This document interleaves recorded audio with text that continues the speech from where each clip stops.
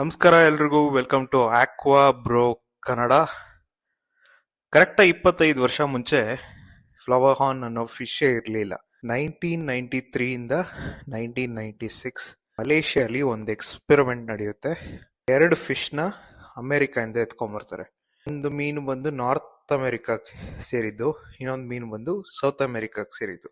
South ಅಮೆರಿಕಾಯಿಂದ ತಗೊಂಬಂದಂತ fish ಬಂದು ಟ್ರಿಮ್ಯಾಕ್ ಚಿಕ್ಲೆಡ್, north ಅಮೆರಿಕಾಯಿಂದ ತಂದಂತ fish ಬಂದು Midas ಚಿಕ್ಲೆಡ್. ಟ್ರಿಮ್ಯಾಕ್ ಚಿಕ್ಲೆಡ್ ಇಂದ ಫ್ಲವರ್ ಹಾರ್ನ್ಗೆ ಬಂದಿರತಕ್ಕಂತ ಫೀಚರ್ಸ್ ಏನಪ್ಪಾ ಅಂದ್ರೆ ಆ ಫ್ಲಾರಲ್ ಡೀಟೇಲು ಮತ್ತೆ ಕೆಂಪು ಕಣ್ಣು, ಆಮೇಲೆ ಅದರ ಶಾರ್ಪ್ ಡಾರ್ಸಲ್ ಫಿನ್ ಮತ್ತೆ ಆನಲ್ ಫಿನ್.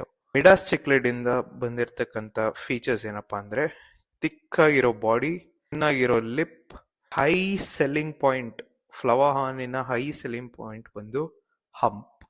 ಆ ಹಂಪ್ ಬಂದಿರೋದೇ ಮಿಡಾಸ್ ಚಿಕ್ಲೆಡ್ ಫಿಶ್ ಇಂದ.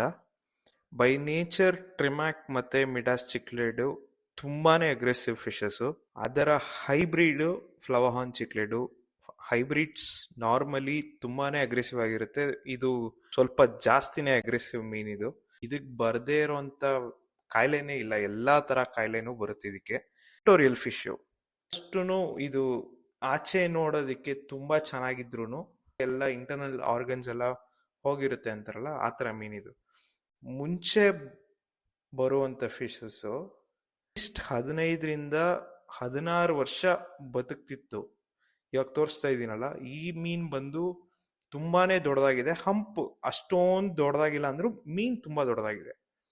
ಬಟ್ ಇವಾಗ ಬರ್ತಿರ್ತಕ್ಕಂಥ ಫಿಶ್ ಬಂದು ತುಂಬಾ ಮೈಯೆಲ್ಲ ತುಂಬಾ ಚಿಕ್ಕದು, ಹಂಪ್ ಮಾತ್ರ ದೊಡ್ಡದು. ಲೈಫ್ ಸ್ಪ್ಯಾನ್ ಕೇಳಿದ್ರೆ ಒಂದು 5-6 ವರ್ಷ, ಮ್ಯಾಕ್ಸಿಮಮ್ 5-6 ವರ್ಷನೇ. ತುಂಬಾ ಅಷ್ಟೆಲ್ಲ ಜೋಪಾನವಾಗಿ ನೋಡ್ಕೋಬೇಕು. ಅವಾಗ ಅಷ್ಟೊಂದು ಎಫರ್ಟ್ಸ್ ಇರಲಿಲ್ಲ. So over the period of time ತುಂಬಾನೇ ಹೈಬ್ರಿಡ್ ಆಗಿ ಆಗಿ ಆಗಿ ಈ ಮೀನ್ ಈ ತರ ಬಂದ್ ನಿಂತಿದೆ. ಸೊ ಈ ಫಿಶ್ನ ಕಾಸ್ಟ್ ರೇಂಜ್ ಬಂದು ಒಂದಷ್ಟು ಜನ 50 ರೂಪಾಯಿಂದ ಹಿಡಿದು 1 ಲಕ್ಷ ರೂಪಾಯಿವರೆಗೂ ಮಾರಿರೋದನ್ನ ನಾನು ನೋಡಿದ್ದೀನಿ. ಸೊ ಇದರಲ್ಲಿ ತುಂಬಾನೇ ವೆರೈಟೀಸ್ಗಳಿದೆ, ಯಾಕಂದ್ರೆ ಒಂದೊಂದು ಬ್ರೀಡ್ ಮಾಡ್ತಿದ್ದಂಗೆನೆ ಇದು ಇನ್ಬ್ರೀಡ್ ಡಿಪ್ರೆಷನ್ ಆಗ್ತಿದೆ. ಇದರಲ್ಲಿ ತುಂಬಾನೇ ವೆರೈಟೀಸ್ ಬರ್ತಾನೆ ಇದೆ. ಅದರಲ್ಲಿ ಕಾಮನ್ ಹೇಳಬೇಕು ಅಂದ್ರೆ SRD, ಅದಾದ್ಮೇಲೆ ಥಾಯ್ ಸಿಲ್ಕ್, ಆಮೇಲೆ ಕಾಂಫಾ, ಆಮೇಲೆ ಗೋಲ್ಡನ್ ಬೇಸ್, ಆಮೇಲೆ ಫೇಡರ್. ಕಾಂಫಾ ಫಿಶ್ ಬಂದು ವಿಯಾಜಾ ಚಿಕ್ಲೆಡ್ ಮತ್ತೆ ಫ್ಲವರ್ ಹಾರ್ನ್ ಚಿಕ್ಲೆಡ್ನ ಹೈಬ್ರಿಡ್ ಮಾಡಿ ಕಾಂಫಾ F1, F2, F3 ಈ ತರ ಫಿಶ್ ತಗೊಂಬಂದಿರೋದು.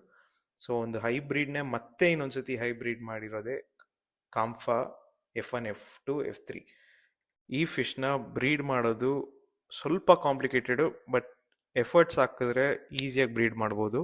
ಈ ಫಿಶ್ನ ಮೇಲ್ ಡಾರ್ಸಲ್ ಫಿನ್ ನಲ್ಲಿ ಡಾಟ್ ಏನೂ ಇರಲ್ಲ, ಆದ್ರೆ ಫೀಮೇಲ್ಗೆ ಡಾಟ್ ಇರುತ್ತೆ. ಇದು ಒಂದು 97% ಕನ್ಫರ್ಮ್ಡ್ ಅಂತ ಹೇಳ್ತಾರೆ.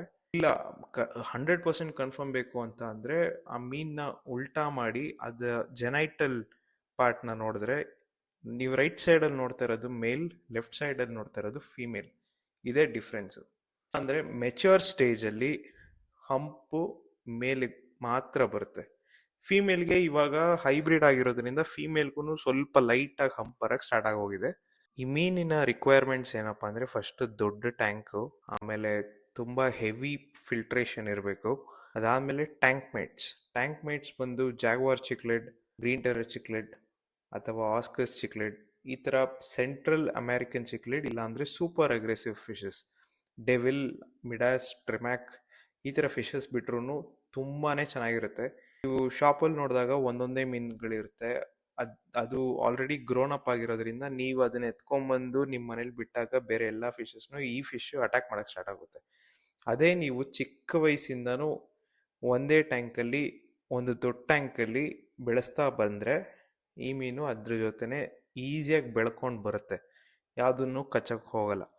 ಸೊ ಆದಷ್ಟೂ ಈ ಮೀನ್ನ ಹೈಬ್ರಿಡ್ ಆಗಿ ಹಂಪ್ ನೋಡ್ದಿರಾ ಚೆನ್ನಾಗಿ ಮೈ ತುಂಬಾ ದೊಡ್ಡದಾಗಿರೋಂಥ ಫಿಶಸ್ ತೊಗೊಳ್ಳಿ. ಆದಷ್ಟು ಶಾರ್ಟ್ ಬಾಡೀಸ್ ಇಲ್ಲಾಂದ್ರೆ ತುಂಬಾ ಪರ್ಲಿಂಗ್ಸ್ ಇರೋವಂಥದ್ದು, ತುಂಬಾ ಹಂಪ್ ದೊಡ್ಡದಾಗಿರೋವಂಥದ್ದು ಫಿಶಸ್ನ ಅವಾಯ್ಡ್ ಮಾಡಿ. ಯಾಕಂದ್ರೆ ಅದಕ್ಕೆ ಡಿಸೀಸ್ ಈಸಿಯಾಗಿ ಬರೋ ಚಾನ್ಸಸ್ ತುಂಬಾ ಇರುತ್ತೆ. ಹಾಗಂತ ಹೇಳ್ತಾ thank you so much. Video ಇಷ್ಟ ಆಗಿದ್ದಲ್ಲಿ ಲೈಕ್, ಶೇರ್, ಸಬ್ಸ್ಕ್ರೈಬ್, ಫಿಶ್ ತಗೊಳ್ಳೋದನ್ನ ಮರಿಬೇಡಿ. Thank you.